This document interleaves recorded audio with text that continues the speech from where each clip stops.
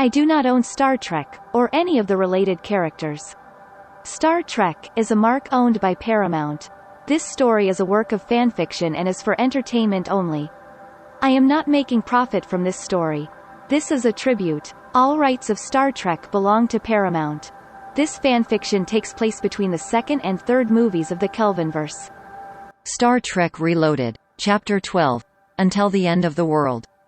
The war between the coalition of planets and the Romulan Empire had been ongoing for months. The High Command calculated the lives lost by the enemy in hundreds of thousands, compared to extremely modest losses, yet there was no respite on the horizon. Commander T'Pol was tired, horrified by that absurd, illogical, carnage. The ship where it was momentarily detached, the Kolinar, pride of the Vulcan fleet, was on duty on Station K5, a huge land base under construction, close to the territories claimed by the Romulans. Sitting in the station bar, stood aside reading reports on a pad. She found that environment of forced socialization unpleasant, so noisy and smelly, full of objectively annoying humans. But what struck her was the elderly Vulcan who, lacking respect for social conventions, sat down in front of her without any formality. She was almost speechless for a few seconds. It was an intolerable approach. "Long live and prosper, Commander," said Spock. "Forgive me if I do undoubted violence to you, but I believe it is necessary." "Who are you, sir, and how dare you?" Spock reached out and gently encircled her wrist, dragging her hand to his right temple. T'Pol, amazed and paralyzed by such audacity, by this incredible license, still felt the irrepressible need to indulge the Vulcan. She found herself in his mind, observing unthinkable wonders and horrors. It all ended soon. The elderly Vulcan, kind but firm, pushed her hand away. "Commander, I can't tell you anything else, and I can't even guarantee in any way that I haven't deceived you. But please listen to my request." Having said this, the ambassador removed a small orange rectangle from the sleeve of his tunic. "I beg you to deliver this, in exactly 80 years, to a Vulcan who, by that time, will have made his way into the High Command. His name is, will be, Sarek." At first T'Pol didn't dare reply. She felt dominated by the old man's enormous charisma and totally incapable of rationally processing what she had seen during the mind meld. Then she was only able to say, "What gives you the certainty that I will do it?" The old man looked at her benevolently. "I know." So saying, he got up and left without looking around. T'Pol looked briefly at the small orange object, then hid it in a crevice in her belt. "Will she really do it?" "Of course, Spock," said the elderly ambassador to the young Vulcan who had suddenly joined him on the walk through the station. "And Sarek, without knowing why, will follow the apparently illogical path that the instructions will show him.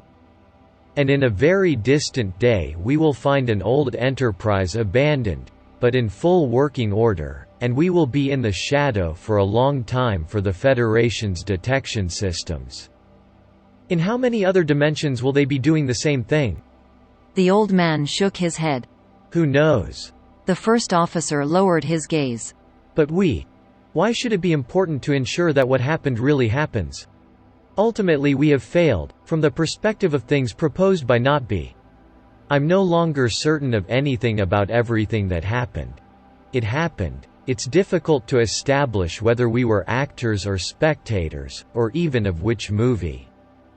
The elder finally entered a tunnel connecting to a ferry to the nearest system, followed by the young Spock. "First let's do everything as it should be done. Then we'll talk about it again." The smile that accompanied the ambassador's last words caused some dismay in the first officer. Spock was old, very old actually, even for a Vulcan. The cold of New Volcano that evening was mitigated by the pleasant presence of an old friend. Dr. McCoy had recklessly given himself a lecture tour on the relationship between the Andorian medical approach and the terrestrial one, risking causing quite a few interplanetary accidents.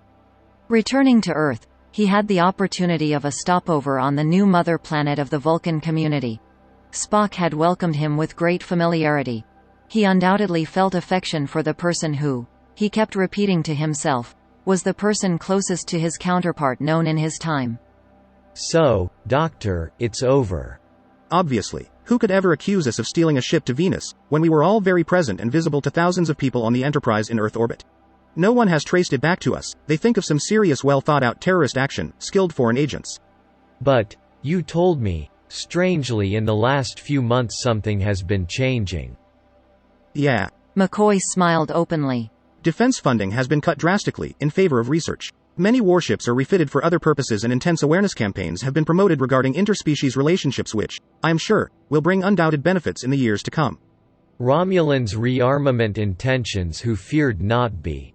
Do we know anything? From the little I hear, the spy probes that survived the destruction didn't notice anything, on the contrary. The doctor made an explicit pause for effect. If I know one thing, reported by his sex-thirsty youthful version. He laughed. It's that star seems absolutely stable. We see no reason why it should become the one not be described to us in the future. Because it's definitely not that one. McCoy looked at him furtively. Let's not start again. Leonard. Who can say what future he comes from? The star of my time was unquestionably unstable, and the Romulans knew it even if no one would have even remotely imagined what would happen. Furthermore, I have honestly deepened my historical knowledge recently, and I think I recognize more than one inconsistency between what I knew about the past and what I have learned now. Spock, but this is obvious. No, Doctor, I'm talking about the time before our action. But these are still such infinitesimal details that, who knows, I could be wrong. McCoy muttered. I doubt that a square head like you could be wrong about these things. Doctor, I don't have a square head. Despite your age, it seems to me that you doesn't even have a great mastery of the concept of metaphor, Ambassador, without offense said. Spock pursed his lips. He perhaps wanted to smile but stopped himself. Lately had done it too often.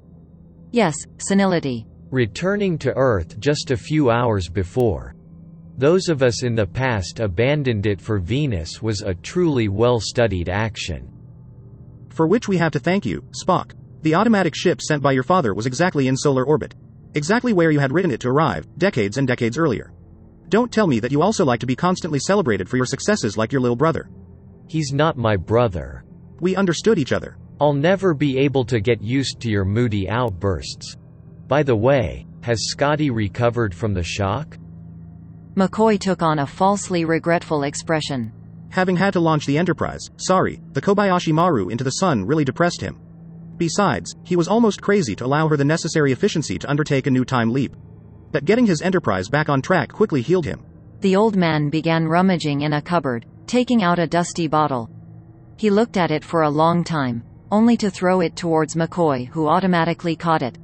Dismayed, the doctor looked at the Vulcan. Do you want to kill me, Ambassador? Maybe. This stuff ain't healthy, but, knowing it, I think you'll accept the risk. It was with me in the jellyfish, as a sort of memento.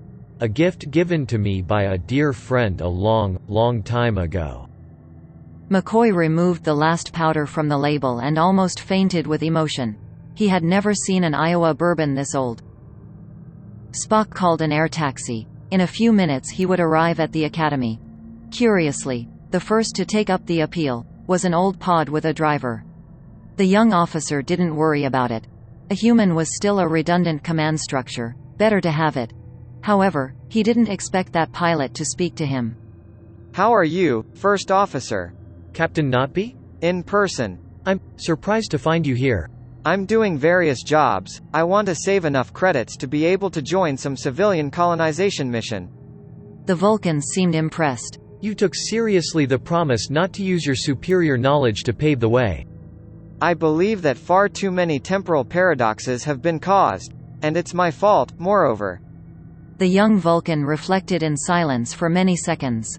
My friend, you were the instrument of events that had to happen. We probably don't change the course of things at all, ever, but we are only passive actors. It's a rather scary picture, Spock. To think that, despite ourselves, we are all agents of entropy. What if the ultimate goal of intelligent life was to understand entropy? They remained silent for the rest of the journey. Kirk looked out at the starry sky from a terrace of the Federation Command Center on Earth. He looked at the billions of stars which, despite having traveled 1,000 times into the most distant spaces, continued to be so distant as to be unreachable, here as in the most remote place he had ever visited. He had avoided asking himself too many questions about what had happened, about what he had experienced, but he couldn't help but agonize over his final decision. However, what did he know of, for sure? Certainly very little, except that he was here and now. Had they created other dimensions?